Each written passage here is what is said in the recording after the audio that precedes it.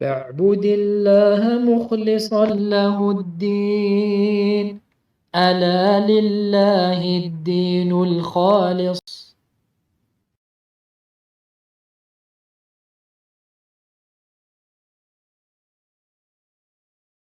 إن الحمد لله نحمده ونستعينه ونستغفره ونعوذ بالله من شرور أنفسنا ومن سيئات أعمالنا. من يهده الله فلا مضل له ومن يضلل فلا هادي له، وأشهد أن لا إله إلا الله وحده لا شريك له، وأشهد أن محمدا عبده ورسوله صلى الله عليه وعلى آله وصحبه وسلم. يا أيها الذين آمنوا اتقوا الله حق تقاته ولا تموتن إلا وأنتم مسلمون. يا أيها الناس اتقوا ربكم الذي خلقكم من نفس واحدة وخلق منها زوجها وبث منهما رجالا كثيرا ونساء، واتقوا الله الذي تساءلون به والأرحام إن الله كان عليكم رقيبا. يا أيها الذين آمنوا اتقوا الله وقولوا قولا سديدا يصلح لكم أعمالكم ويغفر لكم ذنوبكم، ومن يطع الله ورسوله فقد فاز فوزا عظيما.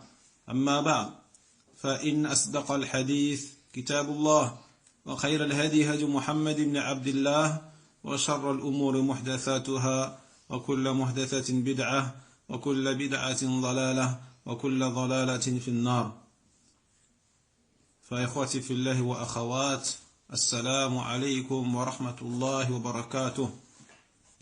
فبحمد الله عز وجل نواصل دروسنا في التمهيد لشرح كتاب التوحيد الذي هو حق الله على العبيد لمعالي الشيخ صالح ابن عبد العزيز ابن محمد آل الشيخ حفظه الله تعالى.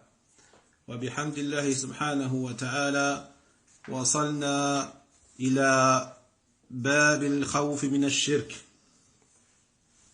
فقال المؤلف رحمه الله تعالى: باب الخوف من الشرك. وقول الله تعالى: إن الله لا يغفر أن يشرك به ويغفر ما دون ذلك لمن يشاء. وقال الخليل عليه السلام: واجنبني وبني أن نعبد الأصنام. وفي الحديث: أخوف ما أخاف عليكم الشرك الأصغر. فسئل عنه فقال: الرياء. وعن ابن مسعود رضي الله عنه أن رسول الله صلى الله عليه وسلم قال: من مات وهو يدعو لله ندا دخل النار. رواه البخاري. ولمسلم عن جابر رضي الله عنه أن رسول الله صلى الله عليه وسلم قال: من لقي الله لا يشرك به شيئا دخل الجنة ومن لقيه يشرك به شيئا دخل النار. Donc, on poursuit bi'idhnillahi azza wa jal notre étude du livre At-Tamhid, l'explication de Kitab At-Tawhid du Cheikh Saleh al-Cheikh hafidhahullah ta'ala. Mais avant que on débute le chapitre donc intitulé La peur du shirk, la peur de l'associationnisme, je voudrais revenir sur un point de la semaine dernière concernant notamment la parole de Az-Zarkashi rahimahullah ta'ala sur le hadith des 70 000 et sur le fait qu'Allah subhanahu wa ta'ala mettra à chaque 1000 des 70 000 70 000 autres personnes. Et on avait dit que Allah subhanahu wa ta'ala à chaque 1000 il va également rajouter des thalath hathayat, trois fois où Allah subhanahu wa ta'ala de ses mains va sortir, va prendre des gens de la communauté de Muhammad sallallahu alayhi wa sallam pour qu'il entre au paradis sans jugement ni châtiment. On avait dit que la parole de Zarkashi pouvait, le terme يعني ثلاث حثيات pouvait être يعني soit بالرفع ou بالنصب. D'accord? Donc ça c'est de la grammaire, hein, dans la grammaire arabe. Et يعني, je l'avais appliqué sur le hadith qu'on avait mentionné de Abi Umama. Et en vérité, c'est une règle, ou plutôt c'est une parole qui est appliquée sur une autre version de ce hadith, rapporté également par Abi Umama. فيه يقول سمعت رسول الله صلى الله عليه وسلم يقول وعدني ربي أن يدخل الجنة من أمتي 70,000 لا حساب عليهم ولا عذاب مع كل 70,000 وثلاث حثيات من حثياته. Donc en vérité, la parole de Zarkashi s'appliquait plutôt à une autre version de ce hadith rapporté par Abi Umama, dans lequel il dit, le prophète sallallahu alayhi wa sallam, mon Seigneur m'a promis de faire entrer au paradis dans ma communauté 70 000, sans châtiment, sans jugement. Et à chaque 1000 des 70 000 autres. Wa thalath hathayat, et 3 hathayat. Donc on a vu que une hathya, c'est le fait de prendre de ses deux mains, de puiser de l'eau, de puiser quelque chose de ses deux mains. Parmi les puisées d'Allah subhanahu wa ta'ala.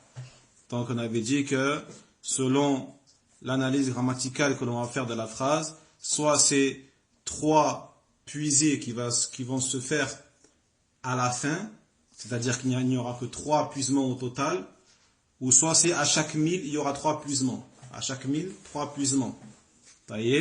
Donc si on calcule, ça ferait 70 fois 3, 210. Il y aurait en tout 210 puisées.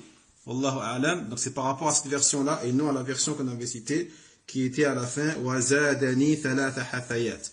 وَزَادَنِي ثَلَاثَ حَثَيَاتٍ. Ici, Allahu a'lam, ça ne change pas. Ça peut être que bin-nasb. وَزَادَنِي ثَلَاثَ حَثَيَاتٍ. Et il m'a rajouté 3 puisées. Wallahu ta'ala a'lam.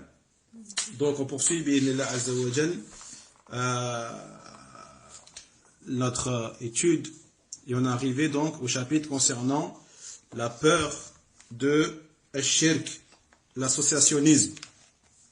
فقال الشارح حفظه الله كل من حقق التوحيد فلا بد أن يخاف من الشرك ولهذا كان سيد المحققين للتوحيد محمد صلى الله عليه وسلم يكثر من الدعاء بأن يبعد عنه الشرك وكذلك كان إبراهيم عليه السلام يكثر من الدعاء لئلا يدركه الشرك أو عبادة الأصنام.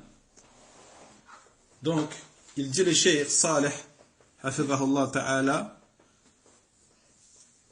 toute personne qui a parfait, a complété son tawhid, son monothéisme, son unicisation d'Allah Jalla wa Ala, eh bien, elle a forcément peur du shirk.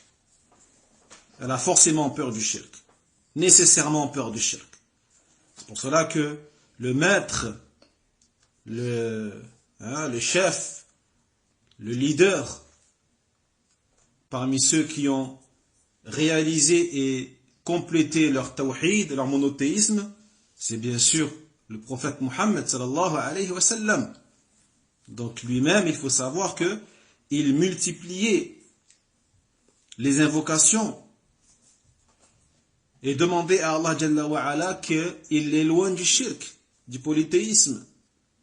Et bien sûr également le proche d'Allah, l'aimé d'Allah subhanahu wa ta'ala, Ibrahim alayhi salam, qui multipliait lui aussi les invocations et les demandes à Allah Jalla wa Ala que le shirk ne l'atteigne pas et qu'il ne soit pas atteint du polythéisme et de l'adoration des idoles.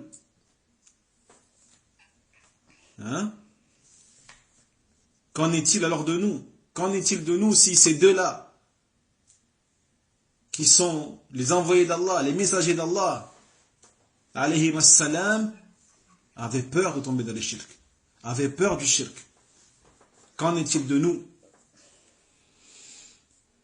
فمناسبة هذا الباب لما قبله ظاهرة، وهي أن تحقيق التوحيد عند أهله لا بد أن يقترن معه الخوف من الشرك، وقل من يكون مخاطرا بتوحيده أو غير خائف من الشرك ويكون مع هذا على مراتب الكمال، بل لا يوجد. فكل محقق التوحيد أو كل محقق للتوحيد وكل راغب فيه حريص عليه يخاف من الشرك، وإذا خاف من الشرك فإن الخوف الذي هو فزع القلب وهلعه يجعل العبد حريصا كل الحرص على العبد عن الشرك، ويجعل العبد حريصا كل الحرص على البعد عن الشرك والهروب منه. Donc, quelle est, on va dire, la raison pour laquelle l'auteur, rahimahullah ta'ala, a fait suivre le chapitre précédent qui était celui qui a concrétisé, complété son tawhid, entrera au paradis sans jugement. Pour quelle raison il a fait suivre ce chapitre-là par ce chapitre-ci qui est la peur du shirk? Eh bien la raison elle est claire, elle est apparente. Et elle est que la complétude ou le perfectionnement ou la perfectionnisation du tawhid chez les gens qui ont réussi à le faire, eh bien elle est forcément accompagnée de la peur du shirk. L'un ne va pas sans l'autre. Il n'y a pas de perfection de la tawhid sans la peur du shirk. C'est impossible.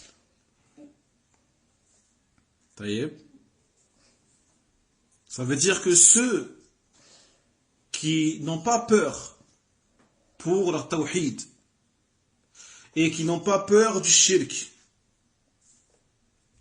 eh bien, très peu parmi ceux-là ont réussi à atteindre le degré de la perfection de la tawhid. Et en vérité, il n'y en a pas, il dit le cheikh. Bal la yujad. Il n'existe pas une personne qui n'a pas peur du shirk ou qui n'a pas peur pour son tawhid et qui atteint en même temps un degré de perfection dans le tawhid. C'est pas possible. Donc tous ceux qui ont réalisé et concrétisé le tawhid, tous ceux qui désirent ardemment atteindre ce degré-là de perfection dans le tawhid, eh bien ils ont forcément peur du shirk. Et lorsqu'il aura peur du shirk, et la peur c'est quoi? La peur c'est le sentiment d'angoisse, le sentiment qui se trouve dans le cœur, l'effroi vis-à-vis de ce péché-là qui est shirk et qui n'est pas pardonné par Allah subhanahu wa ta'ala. Cette peur-là qui va faire que le serviteur prendra un soin et fera énormément attention afin de s'éloigner le plus possible du shirk et de s'enfuir de ce fléau qu'est le polythéisme. فالخوف من الشرك يثمر ثمرات منها أن يكون عالما بالشرك بأنواعه حتى لا يقع فيه. Donc la peur du shirk, elle fait naître plusieurs bénéfices. Et parmi ces bénéfices, premièrement, que la personne connaisse la définition du shirk, de l'associationnisme. Que la personne sache ce qu'est le shirk et quelles sont les différentes catégories des shirk, dans le but, bien sûr, de ne pas tomber dedans. D'accord? Donc, premier fruit de la peur du shirk, lorsque tu as peur du shirk, cela va te pousser à quoi? Cela va te pousser à apprendre qu'est-ce que le shirk. C'est quoi le shirk? Quelles sont les différentes catégories des shirk, afin de ne pas tomber dedans. واضح؟ ثم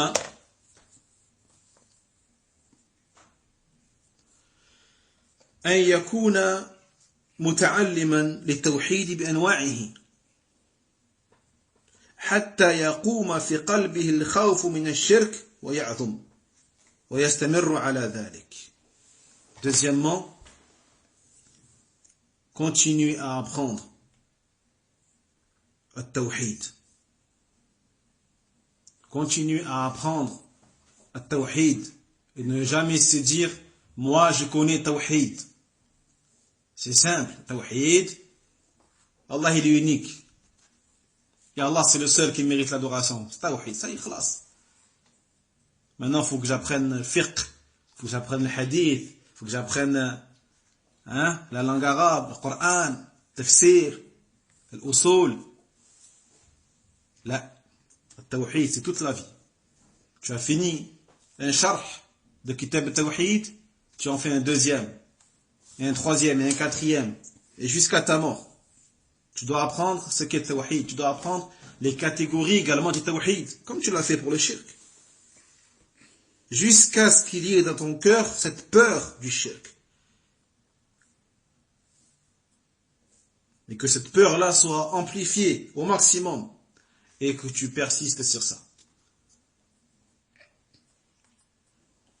C'est-à-dire que sans une connaissance approfondie du tawhid, eh bien tu vas minimiser le shirk. C'est ça le piège. Moins tu connaîtras tawhid, et plus tu vas minimiser le shirk, la gravité du shirk. Et plus tu vas connaître tawhid, et plus tu vas connaître la gravité du shirk. Et plus tu vas avoir peur du shirk. Et plus ça va t'inciter à apprendre quelles sont les différentes formes de shirk pour ne pas tomber dedans.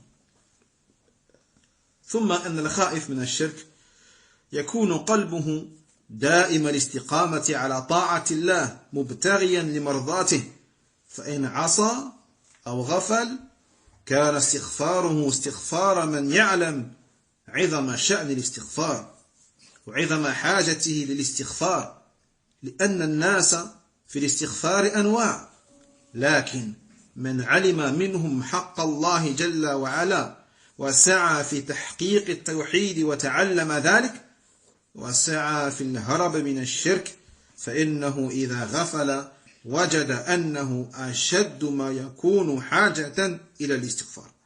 بهذا ولأجل صلاح القلب بوب الشيخ رحمه الله هذا الباب الذي عنوانه باب الخوف من الشرك فكأنه يقول لك إذا كنت تخاف من الشرك كما خاف منه إبراهيم عليه السلام وعرفت ما توعد الله به أهل الشرك من أنه لا يغفر لهم فينبغي لك أن تعلم وأن تتعلم ما سيأتي في هذا الكتاب فإن هذا الكتاب موضوع لتحقيق التوحيد وللخوف من الشرك والبعد عنه فما بعد هذين البابين باب من حقق التوحيد وباب الخوف من الشرك تفصيل لهاتين المسألتين العظيمتين اللتين هما تحقيق التوحيد والخوف من الشرك ببيان معناه وبيان أنواعه. Et puis, celui qui a peur du shirk, son cœur sera constamment dans l'obéissance à Allah. Et son cœur sera constamment désireux de satisfaire Allah subhanahu wa ta'ala. Celui qui a peur du shirk. Et celui qui a peur du shirk, s'il commet un péché,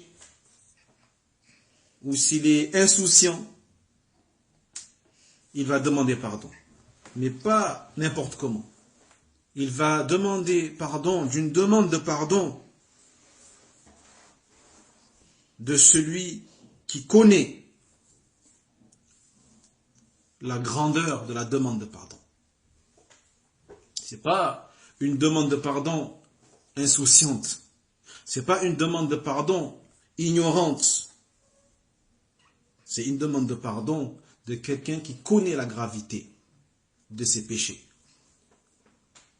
et qui connaît l'importance de son besoin de demander pardon. Car les gens dans la demande de pardon ne sont pas tous égaux. Hein? Quelqu'un qui dit astaghfirullah, à côté, quelqu'un d'autre, il va dire la même chose, astaghfirullah, eh bien sache que les deux demandes de pardon ne sont pas forcément au même niveau. Ils n'ont pas forcément la même valeur auprès d'Allah subhanahu wa ta'ala. Quelqu'un qui demande pardon et qui sait déjà au fond de lui qu'il va recommencer ce péché pour lequel il a demandé pardon.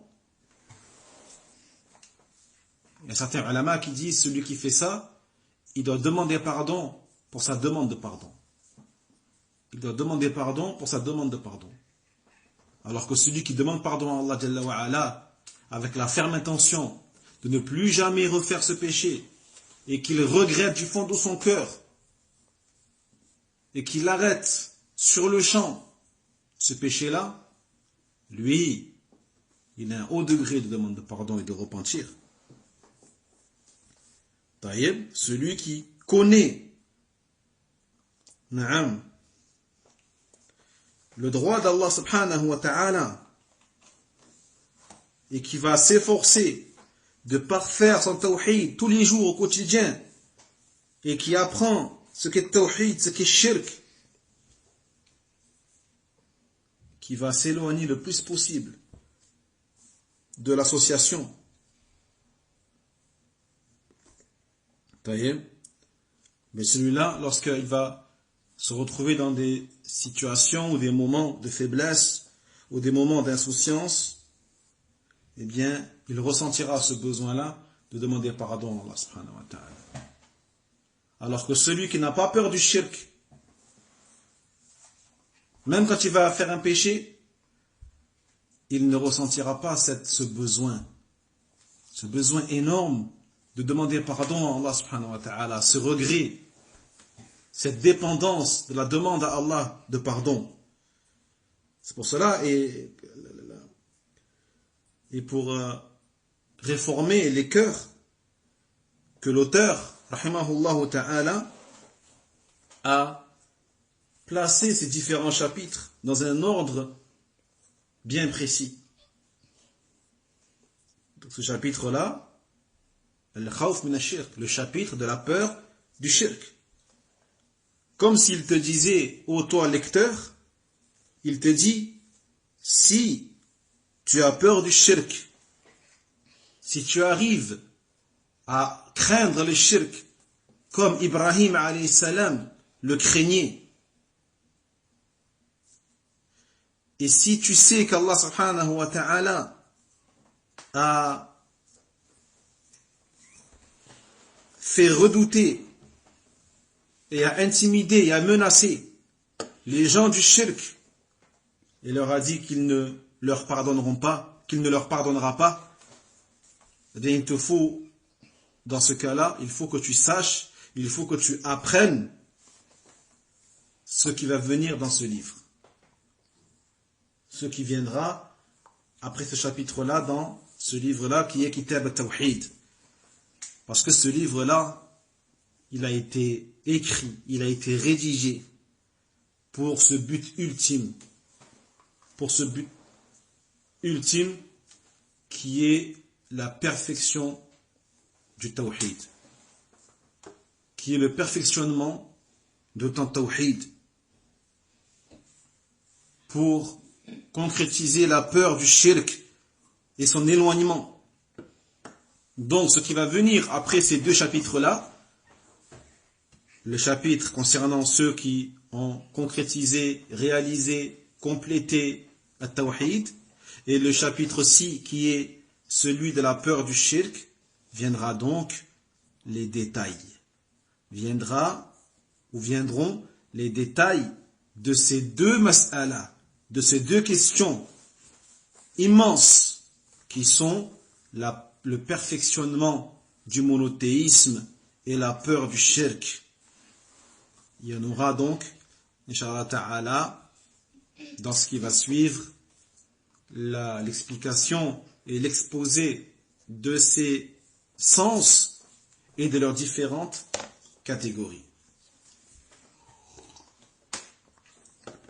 وقد ذكرنا فيما سبق أن الشرك هو إشراك غير الله معه في أي نوع من أنواع العبادة وقد يكون أكبر وقد يكون أصغر وقد يكون خفيا. Et on avait déjà mentionné donc dans les cours précédents que le shirk, l'associationnisme, c'est quoi? Eh bien c'est donner un associé à Allah subhanahu wa ta'ala. Établir autre que Allah comme associé avec Allah. Dans n'importe quel type d'adoration. Dans n'importe quel type d'adoration. Et on avait vu que le shirk pouvait être akbar, majeur, pouvait être asghar, mineur, et pouvait être aussi khafi, caché. طيب نعم.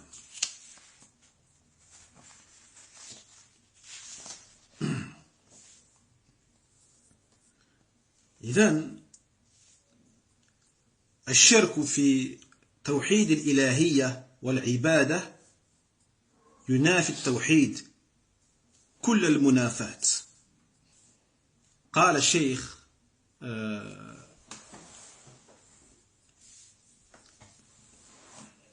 السعدي رحمه الله تعالى: الشرك في توحيد الإلهية والعبادة ينافي التوحيد كل المنافاة، وهو نوعان: شرك أكبر جلي، شرك أصغر خفي.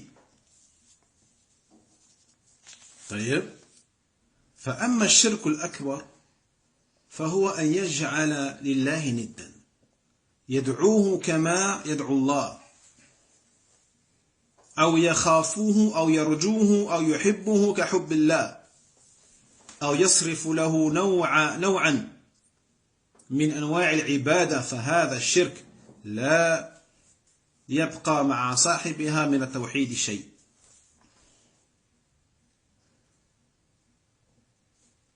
وهذا المشرك الذي حرم الله عليه الجنة ومأواه النار، ولا فرق في هذا بين أن يسمي تلك العبادة التي صرفها لغير الله عبادة، أو يسميها توسلا، أو يسميها بغير ذلك من الأسماء، وكل ذلك شرك أكبر، لأن العبرة بحقائق الأشياء، العبرة بحقائق الأشياء. نعم.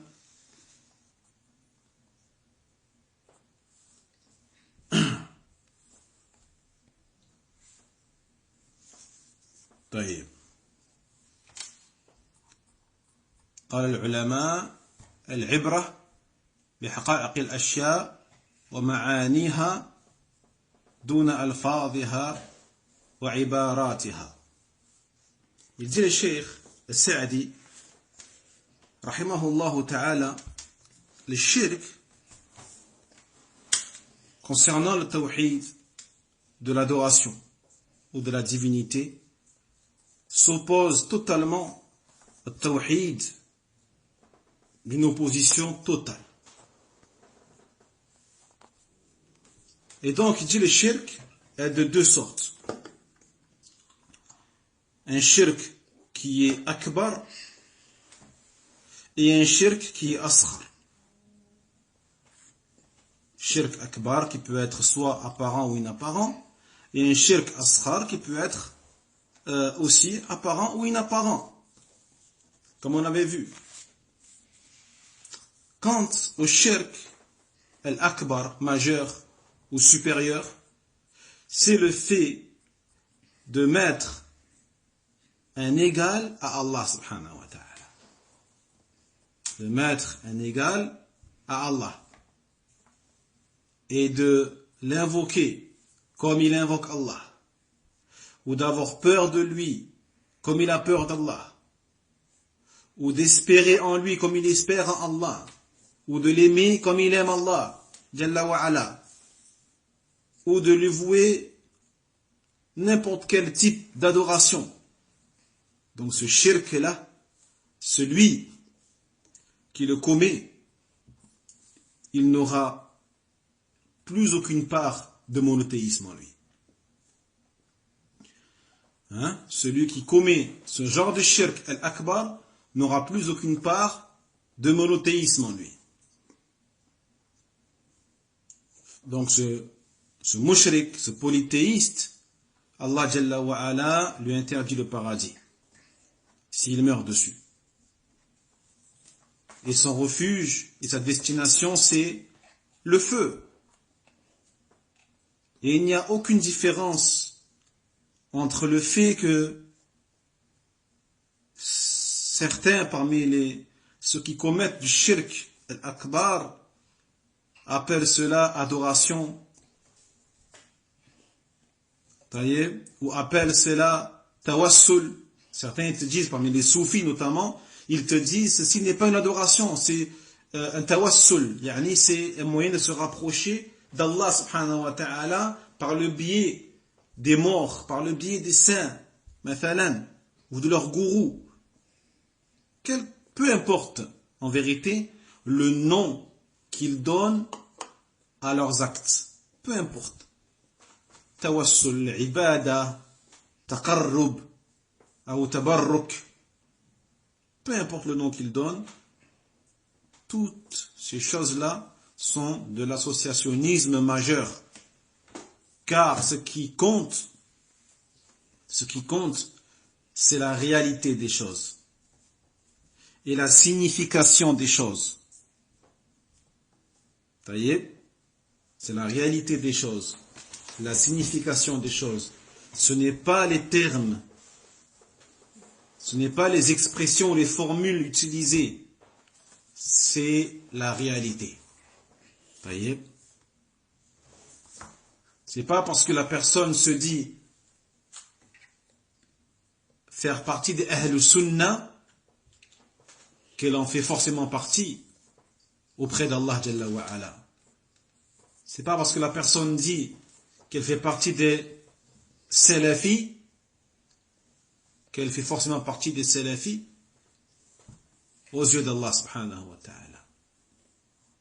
Car ce qui compte, c'est la réalité des choses et la signification des choses et non les appellations ou les formules ou les termes. Il se peut également que la personne ne dise pas qu'elle est khariji ou takfiri,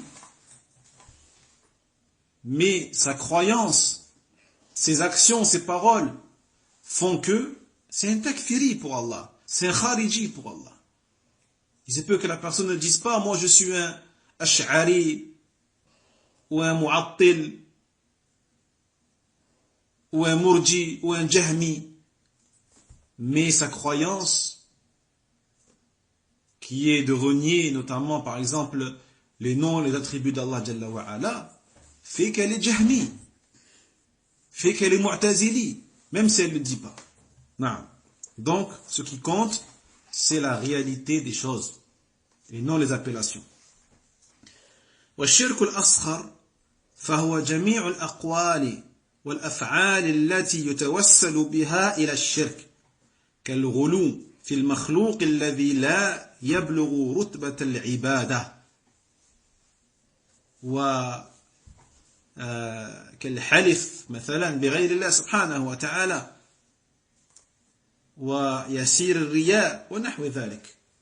Et enfin, la deuxième catégorie, le polythéisme asghar, الشرك الأصغر, mineur ou inférieur. C'est toute parole, toute action qui mène vers le shirk. Toute parole, toute action qui mène vers le shirk al-akbar, yani, majeur. Comme le fait d'avoir de l'exagération vis-à-vis d'une créature. Même si ça n'atteint pas le degré d'adoration. Mais cette exagération-là peut être une forme d'associationnisme mineur. Comme par exemple, le fait de jurer sur autre qu'Allah subhanahu wa ta'ala. Le fait de jurer sur la tête de ses enfants, de sa mère, sur les yeux de je sais pas qui. Taïeb. Eh bien, ça c'est une forme d'exagération, de glorification d'une créature d'Allah subhanahu wa ta'ala qui n'atteint pas certes le degré d'adoration, mais qui est une forme yani, de shirk mineur. Ou l'ostentation mineure, il y a sirriya, l'ostentation mineure, hein, qui peut arriver dans certaines adorations, etc.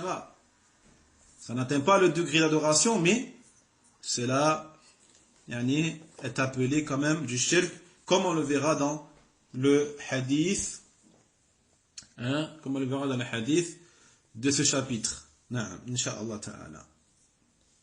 Donc là, c'était juste une révision, hein, une révision, les frères et les sœurs, pour ceux qui peut-être n'ont pas assisté au premier cours de Kitab al-Tawhid. Mais ça, on l'a déjà vu. Donc, on continue, Inch'Allah ta'ala. قال الشيخ رحمه الله وقول الله تعالى إن الله لا يغفر أن يشرك به ويغفر ما دون ذلك لمن يشاء. فالمغفرة هي الستر لما يخاف وقوع أثاره ويقال في اللغة غفر إذا ستر ومنه سمي ما يوضع على الرأس مغفرا لأنه يستر الرأس ويقيه الأثر المكروه من وقع السيف ونحوه فمادة المغفرة راجعة إلى ستر الأثر الذي يخاف منه والشرك والمعصية لهما أثرهما إما في الدنيا وإما في الآخرة أو فيهما جميعا وأعظم ما يمن به على العبد أن يغفر ذنبه وذلك بأن يستر عليه ويمحى عنه أثره فلا يؤاخذ به في الدنيا ولا يعاقب عليه في الآخرة فلولا المغفرة لهلك الناس. Donc, il cite ici le premier verset de ce bab de la sourate An-Nisa. Il dit Allah Jalla wa Ala dans le sens rapproché du verset, certes Allah ne pardonne pas à ce qu'on lui donne quelque associé, mais il pardonne hormis cela à qui il veut. Vous voyez? Donc le pardon, al-maghfira. Qu'est-ce que al-maghfira? C'est quoi le pardon? Al-maghfira, c'est le fait qu'Allah subhanahu wa ta'ala te préserve des conséquences des choses que tu redoutes. Qu'Allah subhanahu wa ta'ala te préserve, te cache, te dissimule les choses que tu redoutes et leurs conséquences. On dit dans la langue arabe Rafara, qui peut avoir le sens de satara, cacher. Satara, dissimuler, cacher quelque chose. On peut dire Rafara. D'accord? Rafara, satara. C'est pour cela d'ailleurs que ce que mettait les soldats ou ceux qui faisaient la guerre, sur la tête, le casque, en arabe on l'appelle el-mirfar. El-mirfar. Pourquoi? Parce que justement ce casque-là, il sert à protéger la tête et à cacher la tête. Vous voyez? Et à préserver la tête des coups portés. Il y a des coups d'épée, des coups de lance, des flèches qui pouvaient tomber sur la tête. Vous voyez? Et ces casques, ou alors les casques qu'on a aujourd'hui. Hein. Jusqu'à aujourd'hui, les militaires ont des casques. Vous voyez? Donc ce casque-là, à l'époque, il appelait el-mirfar. Donc on a dans el-mirfar, on a les 3 lettres, Ghain, Fa et Ra, Ghafara. D'accord? Donc c'est la même racine. Pourquoi? Parce que justement, el-maghfira, sa racine, elle revient à quoi? Au fait de cacher, au fait de dissimuler les conséquences qui sont redoutées. Hein, le casque, lui, il sert à préserver des conséquences d'une blessure, la mort. D'accord? Donc, shirku, l'association et le péché ont tous les deux des conséquences. Le shirk a des conséquences. Les péchés, la désobéissance à Allah Jalla wa Ala, elle a des conséquences. Que ces conséquences-là soient dans la vie terrestre ou dans l'au-delà, ou dans les deux, à la fois. Donc, il dit le cheikh, la chose la plus grandiose qui est accordée au serviteur, c'est que ses péchés sont pardonnés. La chose la plus grandiose qui peut être accordée au serviteur, c'est que ses péchés soient pardonnés. Et cela, à travers le fait qu'Allah subhanahu wa ta'ala dissimule ses péchés et qu'Allah Jalla wa Ala efface les répercussions néfastes de ses péchés. Et ainsi, il ne sera pas puni ici-bas, il ne sera pas châtié dans l'au-delà. Subhanallah. Donc, el-maghfira, le fait qu'Allah Jalla wa Ala cache tes péchés, te préserve de ses conséquences néfastes, et qu'il ne te punisse pas du coup ici-bas, et qu'il ne te châtie pas dans l'au-delà. C'est pour ça qu'il dit à la fin, فَلَوْلَا الْمَغْفِرَةِ, sans pardon, les gens seraient perdus. Sans pardon, sans al-maghfira, les créatures d'Allah Jalla wa Ala seraient perdues. On demande à Allah subhanahu wa ta'ala qu'il nous pardonne.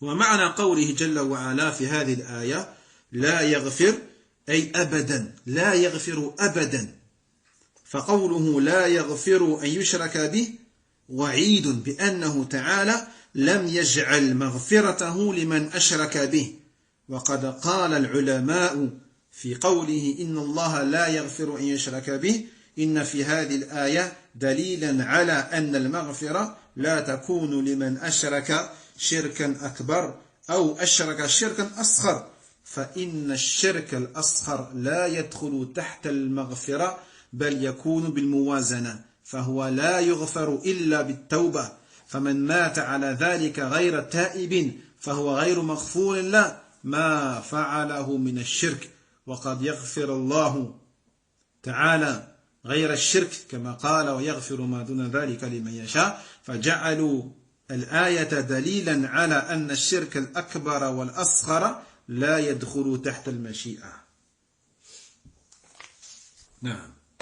Donc, le sens de la parole d'Allah subhanahu wa ta'ala, dans le sens rapproché quand il dit, certes Allah ne pardonne pas, c'est-à-dire Allah ne pardonnera jamais. Allah ne pardonne pas, c'est-à-dire Allah ne pardonnera jamais. Voyez, qu'on lui donne quelque associé. Donc ça c'est une menace les frères. C'est une menace d'Allah subhanahu wa ta'ala qui nous indique qu'Allah ne fera pas grâce de son pardon à celui qui lui a associé et qui ne s'est pas repenti et qui est mort sur ça. Les ulama, qu'est-ce qu'ils disent? Ils disent même que ce verset-là, certes Allah ne pardonne pas à ce qu'on lui donne quelque associé, ils disent que c'est la preuve que le pardon d'Allah, al-maghfira, ne sera pas donné à celui qui a associé à Allah d'un shirk majeur, mais ne sera pas donné non plus à celui qui a associé à Allah d'un shirk mineur. Donc le shirk mineur ne peut pas être concerné non plus par le pardon d'Allah, par al-maghfira.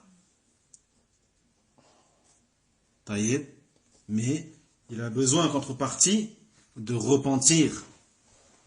Donc celui qui meurt sur du shirk majeur ou mineur, sans s'être repenti à Allah Jalla wa Ala, il ne sera pas pardonné. Et ce qu'il a fait ne sera pas pardonné. Mais hormis le degré de shirk, Allah Jalla wa Ala pardonnera à qui il veut, comme il a dit, et il pardonne hormis cela, c'est-à-dire en dehors du shirk, qui il veut. Donc les savants, ils ont dit que ce verset-là, c'est une preuve que les shirk majeurs et les shirk mineurs, eh bien, ne sont pas concernés par cette volonté d'Allah Jalla wa Ala. S'il veut, il pardonne. S'il veut, il ne pardonne pas. Ça concerne les péchés qui n'ont pas atteint le degré de shirk. Ça concerne les péchés qui n'atteignent pas le degré de shirk. Celui qui est mort sur la consommation d'alcool, il est sous la volonté d'Allah. Allah, s'il veut, lui pardonne. Allah, s'il veut, ne lui pardonne pas. Celui qui meurt sur un péché grave, tel que la fornication ou autre, Allah, s'il veut, lui pardonne. Allah, s'il veut, ne lui pardonne pas. Mais celui qui meurt sur le shirk, qu'il soit akbar ou asghar, majeur ou mineur, Allah ne lui pardonnera pas. On va détailler, bi'idhnillah azza wa jalla, la semaine prochaine. نكتفي بهذا القدر والعلم عند الله. بارك الله فيكم. وآخر دعوانا أن الحمد لله رب العالمين وصلى الله على نبينا محمد وعلى آله وأصحابه أجمعين وسلم تسليما وجزاكم الله خيرا والسلام عليكم ورحمة الله وبركاته. وينجي الله الذين اتقوا بمفازتهم لا يمسهم السوء ولا هم يحزنون.